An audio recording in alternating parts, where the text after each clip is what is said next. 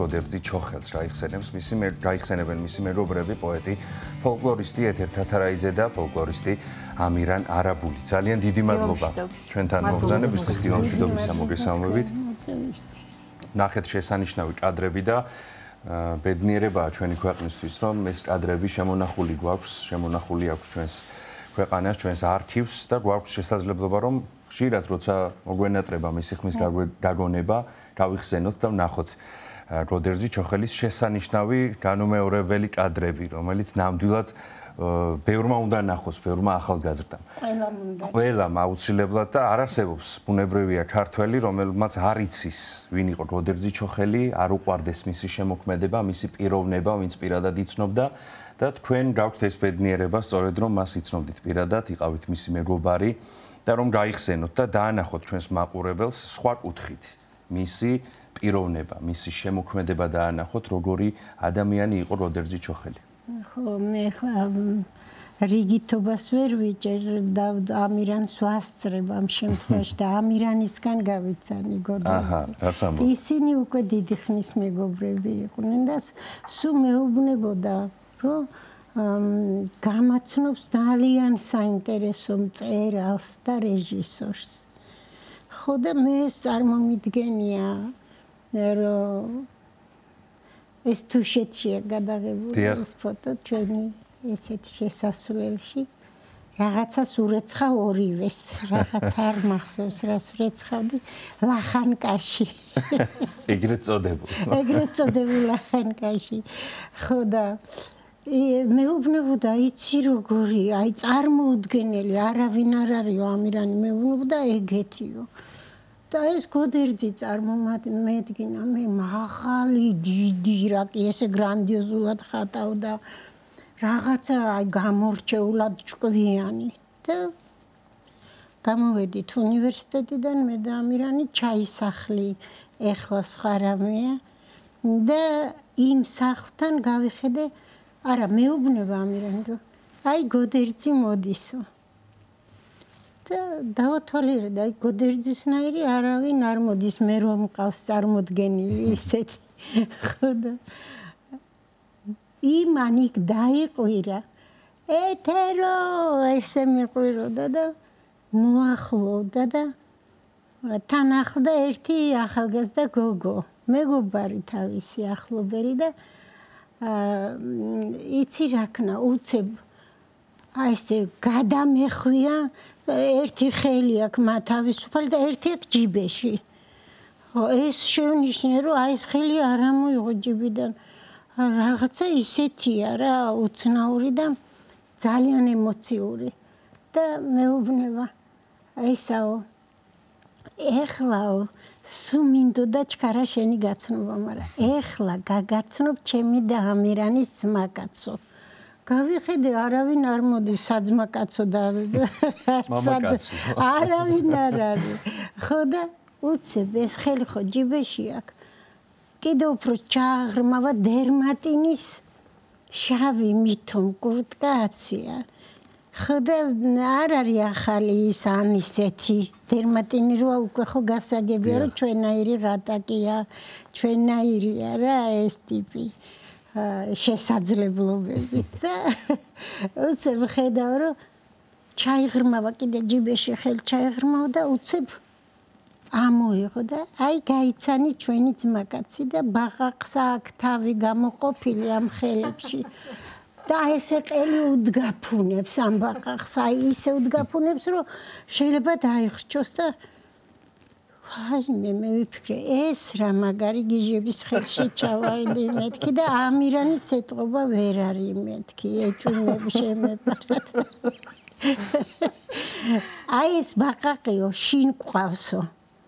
და სადმე რომ მივდივარ დავარიგებთ ხოლმეო და ვეუბნებთ გაგვაღვიძეო. სტუდქალაქში ცხოვრობდნენ ორივე. ხო და რომ ამის წინო გასულავ აივანზეო და ამირანი არ იყო შინ და ესე მეძახსო, გოდერძ მიშველე ვარდებიო და აივნიდანო ცალი ფეხით არის ჩაკიდებულიო, უნდა ჩავარდეს და აი ესე ახლა ამის მერე სუჯიბით დამყავსო. აი, ეგ იყო ჩვენი გაცნობა. გაცნობის დღე, ხო? მომენტი. ბატონო ამირან, ბუნებრივია, უამრავი გექნებათ მოსაგვონარი, სახალისო ისტორია, რაც ერთად გადაგხდენიათ. თქვენი თვალით დანახული გოდერძიჩოხელი რომ ვუთხრათ, როგორი იყო ჩვენს მაყურებელს. იყო ძალიან ჩვეულებრივი ყოველდღიურობაში, ურთიერთობებში და იყო ძალიან არაჩვეულებრივი. ეს ალბათ შემოქმედი ადამიანების თანმდევი ნიშანია და ამისგან გოდერძიც არ ყოფილა თავისუფალი. ჩვენ გავიცანით ერთმანეთის თუთქალაქში, ვაკეში, როცა მე სტუდენტი ვიყავი, გოდერძიც ასევე და მე ვცხოვრობდი პირველ კორპუსში და გოდერძი იყო მერვე კორპუსში. ის მერვე კორპუსი ეკავა ძირითადად კავკასიიდან ჩამოსულ ახალგაზრდებს, სტუდენტებს, ბალყარები, ჩერქეზები, დაღესტნელები, ჩეჩნები, სხვები და ყოველდღიური ურთიერთობა უხდებოდა მათთან. და მე მახსოვს, როგორი კეთილგანწყობითი დამოკიდებულება არსებობდა და ჩვენ ბუნებრივია ჩვენი ქცევით და მთის წესების ცოდნის წყალობით ყველაფერ ამას კიდევ უფრო ვავსებდით და ვალამაზებდით. მახსოვს, როგორ მუშაობდა გოდერძი თავის რომანებზე, თავის სცენარებზე, თავის მოთხრობებზე. ჩაიკეტებოდა მერვე კორპუსში, მეორე სართულზე, მუქი ფარდები იყო და შეიძლება მთელი დღე არ გამოიხედა გარეთ. ჩვენ მქონდა პაროლი, მე რომ მივდიოდი, იღებოდა კარის ფანჯრების და მე უკვე ხან გავიდოდით, ქალაქში დავდიოდით, უსეირნობდით ძილისინ საღამოობით და იყო საკმაოდ მრავალფეროვანი ჩვენი ცხოვრება. დიახ.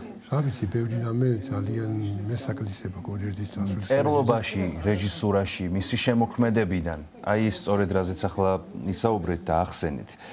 თუ გიზიარებდათ ან ჯერ არ დასრულებულს, შემდეგ უკვე დასრულებულს და ჯერ საზოგადოებრივ ფართო საზოგადოების არ გაცნობთ საკუთარ შემოქმედებას.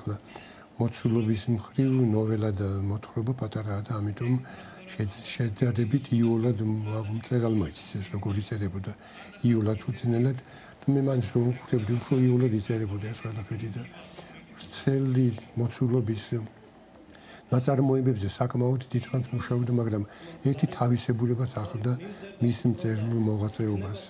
მე არ მინახავს გოდერძიჩოხელი თქვათ თუნდაც მაშინ როცა დაამთავრებდა რომანს დაუსამდა წერტილს რომ ჩაესწორებინოს და კიდევ ემუშაოს რაღაცა თავგამოდებით, მონდომებით, მეტი მოწადინებით, რომ პროფესიონალიზმის ის ნიშანი კვალი არ დაეკარგა. აი არ მუშაობდა. პირდაპირ ბეჭდთან მქონდა დამთავრებული ნაწარმოები. აღარც კითხულობდა ხელმეორედ. ერთი ამოსუნ თქვით დაწერილი. და მე მანდობდა ხოლმე რომ წამეკითხა და მე თქვა ჩემი აზრი ის შემოქმედებაზე ის დროს უნდა დამთავრებული ყოლა ახსენე კიდევაც ბატონო. ეს იყო რატომღაც ინტელექტუალური პასიურობის თუ რაღაცის გამოხდებოდა, მე არ ვიცი რა იყო, მაგრამ საქმე ისაა, რომ იყოს სრულყოფილი ნაწარმოები უკვე. შეიძლება თაბახის ფურცლის ერთ გვერდზე 3-4 ჩასწორება გაეკეთებინა. ნუ ჩემი რჩევითაც და ალბათ სხვების, მეგობრების, ახლობლების, მაგრამ აი რომ მუშაობენ ვაჟა-ფშაველა რო იტყო და დევების ნაბუქუნს უნდა გავდესო კორექტურაო. აი კორექტურა ხალ გოდერძის რომანებში და მოთხრობებში არ იყო, თითქმის არ იყო. გადაბეჭდის მერეც. რა ვიცი. ქაუტონო ეთერ თუ სწორად მახსოვს ბატონ ტარელ ხარხელაურს ეკუთვნის ეს სიტყვები, რომ არავის ისე არ გავს თავის შემოქმედება, როგორც გოდერძის შემოქმედება მასა და თავისთავად ყველამ ძალიან კარგად ვიცით, ვინც კი დადარწმუნებული ვარ, ყველა ძალიან კარგად ისწავს მის შემოქმედებას, როგორი მნიშვნელოვანია მისთვის ბუნება, როგორი მნიშვნელოვანია მისთვის ადამიანი, გუდამაყარი, ახსენა კიდევაც ჩვენს კოლეჯის მეშვეობით ნახა კიდევაც მაყურებელმა და მოისმინა რომ არასოდეს თბილისური სიზმარი მას არ დასიზმრებია და ყოველთვის ქონდა სიყვარული და მონატრება თავისი კუთხის. აი რამდენად მნიშვნელოვანი არის ვთქვათ წერლისთვის, შემოქმედისთვის, რეჟისორისთვის ეს ყველაფერი მიიტანოს მსმენელამდე, მაყურებლამდე, მკითხველამდე ისე რომ თვალწინ გაუცოცხლოს ეს ყველაფერი, ის განცდები, ის ემოციები, რომელიც მას აქვს, ეს ყველაფერი თვალნაცლივ დაანახოს და ამოგზაუროს ამ სამყაროში. ხო ის თვითონვე ამას ცალკე ოსტატობა ჭირდება ალბათ რომელიც ბუნებრივად ანდახვებოდა ის არა მხოლოდ ოსტატია არამედ დიდ ოსტატია ჯერ პირველ რიგში აი მაგალითად ეს ძალიან ისე გამომდის ახლა ეს პარალელი მაგრამ ჩვენ ერთად დავბერდით რაც შეიძლებოდა დღე არ იყო რომ რაღაცნაირად მაინც არ შევხმიანებოდით ერთმანეთს და მიმოსვლა რა თქმა უნდა სულ ჰქონდა გუდამაყარშიც ყოფილვართ მასთან ერთად მის სახლში ლელადეიდასთან და ლელადეიდა ან გოდერძის დედა რო კვდებოდა ჩვენ დაგვირეკა მოდითო ჩქარაო დედა მიკვდებაო და ეგ იყო ფასანაურში იწვა უკვე მომაკვდავი ჩვენ წავედით სამი ლელაც ჩემიდაც გამოყვა და წავედით იმ წუთს როგორც კი გავიგეთ და აიო დედა ხოსუ ჭიტებთან ლაპარაკობდაო იცოდა მე რა დღეს უნდა მივსულიყავიო და ის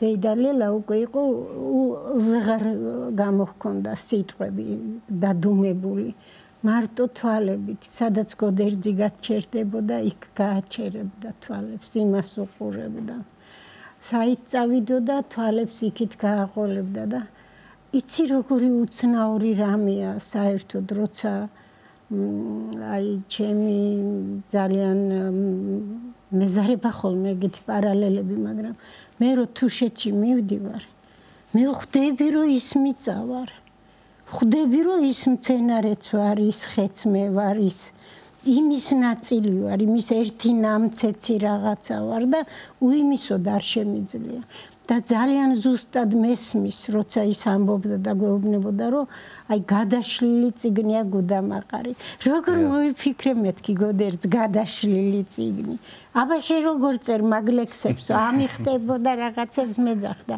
17 წელი ჯვარ დაუწერელები ვიყავით მე და ამირანი მაგისი სიგჟეების გამო გზადაგზა იმიტომ რომ ამირანის მეჯვარე იყო სამივე შვილი ჩვენ მოგვინათლა გოდერძი როგორი წარწერები აქვს მის სასწავალას ან სხვა რამეებს ან რაებს გწერდა ან რაებს გვეტყოდა ხო ეგ იყო ერთად ვიცხოვრეთ ესე გამოდის და მას ყავდა ჩვენზე კიდე უკეთესი მეგობრები აი მოხევებს მე ვერასდროს ვერ გადაუხდი სათანადო მადლობას ვინც მის ძალიან ავადობაში წამითაც არ მოშორებიან გოდერძი ჩოხელს და ყველას მართლა მადლობას ვეუბნები ახლა რომ არ გამომრჩეს ვინმე მაგრამ ბევრნი ისე ძალიან ბევრნიც არ იყვნენ მაგრამ იყვნენ ამისი მთელი შემოქმედების გოდერძი შადური ხო კიდე თემურ ქავთარაშვილი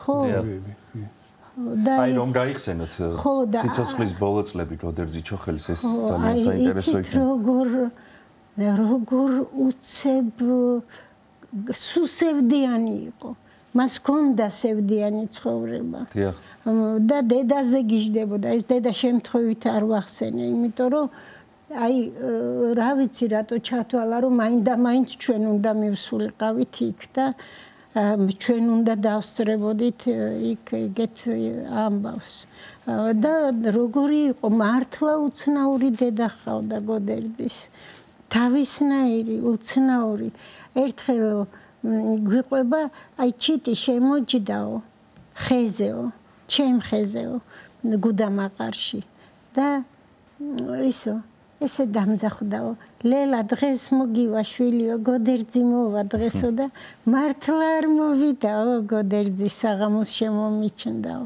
აი რაღაცა არა ქვეყნიური ამბების პატრონები იყვნენ დედაც და შვილიც მე მინდა ეხლა ორივე იქ არიან იმ ქვეყანას და ძალიან მოვეფერო ლელადეიდასაც და გოდერძი ხოსუ ჩვენთან არის აი რა გითხრათ ბოლოს გახდა ძალიან სევდიანი რაღაცა იცით ის ამბავი თავის თვითონ რომ დაიზიანა კელიაში თავი და არ მიყვარს მაგის გახსენება არ გააგებიოთო ეხო თუ გააგებიეთო მაგრამო ის ექიმი ჩემი ძალიან ახლობელი თუშის ბიჭი იყო ვისთანაც უცებ მიიყვანეს იქიდან ჩამოყვანილი და იმან მიამბო ეთერო არ შემოუშვათო ცხენია, გამიჯავრდებაო და არ შემოუშვათ ეთერო. ეს ნამდვილად აი არსებობს ეს ადამიანი და შეიძლება რომ ისა და მე მართლა